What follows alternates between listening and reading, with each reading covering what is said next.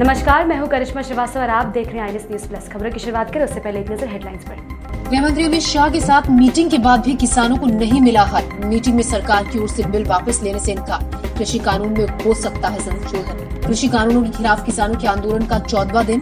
भारतीय किसान यूनियन के नेता राकेश टिकैत समेत कई किसान भी हो रहे हैं शामिल। मीटिंग के बाद सरकार को लिखित में जवाब देंगे किसान। दिल्ली के तीनों नगर निगमों के महापौर का सीएम के घर के बाहर धरना जारी।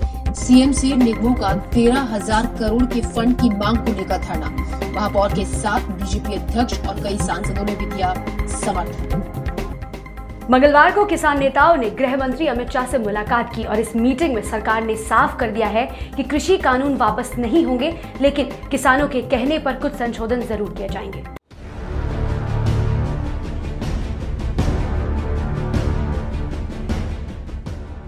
मंगलवार को भारत बंद खत्म होने के बाद करीब 1 दर्जन किसान नेताओं ने गृह मंत्री अमित शाह से मुलाकात की थी।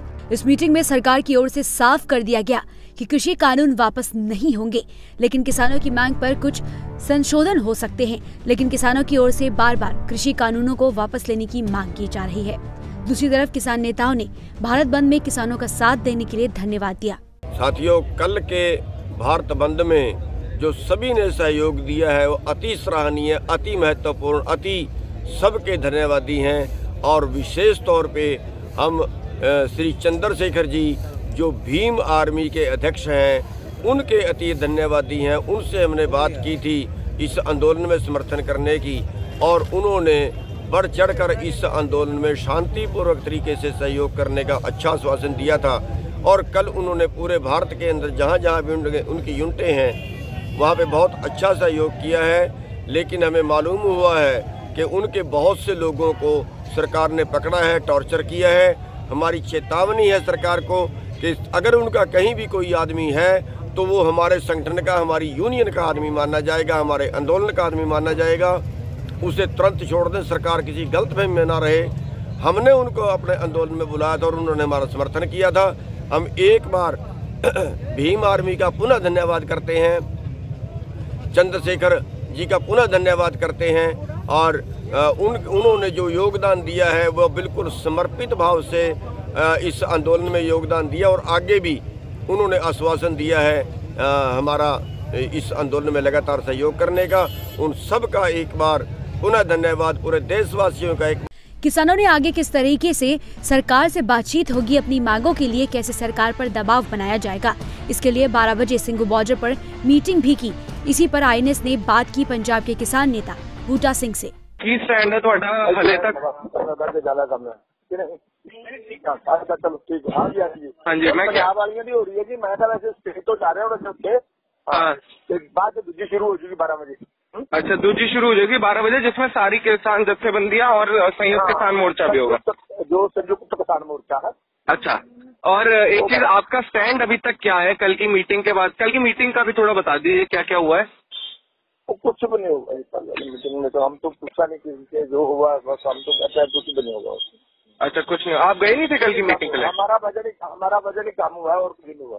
अच्छा अच्छा अच्छा, अमित शाह ने क्या प्रपोजल रखा आप लोगों के लिए? मैं अभी देखा नहीं, मैं मीटिंग में जाऊंगा, पता चलेगा क्या उसने दिया प्रपोजल, वो देखते हैं। अच्छा अच्छा, आप कल जा नहीं पाए थे क्या? अमित शाह जो अमित शाह चाहते थे वो कर लिया उसने, भी छोटा बंदा आए, ये है वो है ना। हाँ जी, हाँ, वो उसमें कामयाब हुआ है। आगे देखते हैं क्या होता है। तो सोनू आज प्रपोजल भी मिलना है गवर्नमेंट तो थोड़ा स्टैंड होते बाद डिसाइड होगा ना? हाँ, बाद में डिसाइड होगा अभी क्या करना है क्या नहीं करना। ठीक है जी, ठीक है, बाद में देखकर हम आपस में डिस्कशन करेंगे। कृषि कानूनों के खिलाफ आंदोलन कर रहे किसानों और सरकार के बीच बातचीत लगातार हो रही है। सरकार की ओर से कृषि कानूनों में कुछ संशोधन किए जा सकते हैं, हालांकि किसान बिल्कुल भी इससे संतुष्ट नहीं है। अब सरकार के लिखित प्रस्ताव का इंतजार है, इसके बाद किसान आगे क्या करना है इस पर विचार करेंगे। ब्यूरो रिपोर्ट, खबर आईएनएस। कृषि कानून के खिलाफ किसानों के आंदोलन का 14वां दिन है। भारतीय किसान यूनियन के नेता राकेश टिकैत सिंघू बॉर्डर पर हो रही मीटिंग में शामिल हुए। इस मीटिंग में सारे किसान नेता विचार विमर्श कर रहे हैं कि अब अगला कदम क्या होगा। आपको बता दें कि सरकार आज किसानों को लिखित में प्रस्ताव भी दी। देखिए पूरी रिपोर्ट।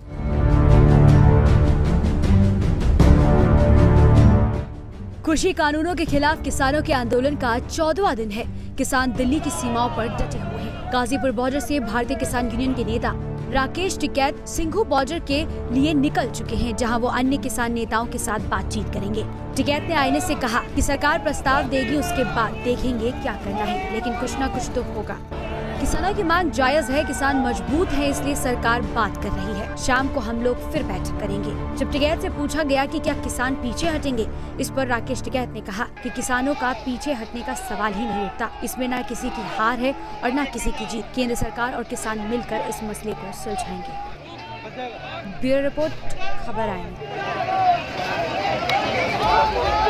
राजधानी दिल्ली के तीनों नगर निगमों के महापौर मुख्यमंत्री अरविंद केजरीवाल के घर के बाहर आज तीसरे दिन भी धरना दे रहे हैं। आपको बता दें कि निगमों के 13,000 करोड़ जो फंड बकाया है, उसके लिए ये महापौर धरना कर रहे हैं। और आज इस धरने में सांसद गौतम गंभीर और मनोज तिवारी भी महापौर का समर्थन करने पहुंचे। देखिए पूरी रिपोर्ट और जानिए क्या है इस खबर में।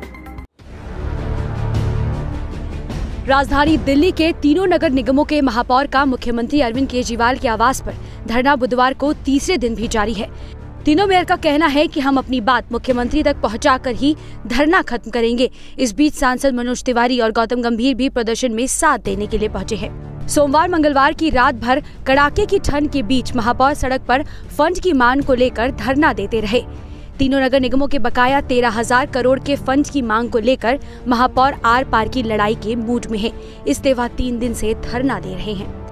इस कड़ी में मंगलवार को प्रदेश भाजपा अध्यक्ष आदेश गुप्ता, पश्चिमी और नई दिल्ली के सांसद प्रवेश वर्मा व मीनाक्षी लेखी ने महापौर के धरने का समर्थन किया है। ब्यूरो रिपोर्ट, खबर आईएनएस। देश में कोरोना का कहर तो अब भी बरकरार है, लेकिन कुछ दिनों से राहत की बात सामने ये आ रही है कि रोजाना जो मामले आ रहे हैं वो पहले की तुलना में कम है। पिछले 24 घंटे में 32,000 से ज्यादा नए मामले सामने आए हैं, जिसके बाद आंकड़ा 97 लाख के पार पहुंच गया है। और राजधानी दिल्ली में भी राहत की बात ये है कि रिकवरी रेट 94% के पार पहुंच चुका है। देखिए पूरी रिपोर्ट। भारत में कोरोना मरीजों के ग्राफ में पिछले कुछ दिनों से लगातार गिरावट आ रही है। देश में पॉजिटिविटी रेट भी घट रहा है। केंद्रीय स्वास्थ्य मंत्रालय द्वारा जारी आंकड़ों के मुताबिक 92 लाख से अधिक कोरोना मरीज इस महामारी को मात देकर ठीक हो चुके हैं। भारत में कोरोना मरीजों के ठीक होने की दर 94.66% तक पहुंच गई है। भारत में कोरोना के एक्टिव मामलों की संख्या अब 4 लाख से कम है। स्वास्थ्य मंत्रालय के बुधवार सुबह जारी किए गए आंकड़ों के हिसाब से भारत में पिछले 24 घंटे में कोरोना के 32,080 नए केसेस सामने आए हैं, जबकि 402 कोरोना मरीजों की मौत हो गई है।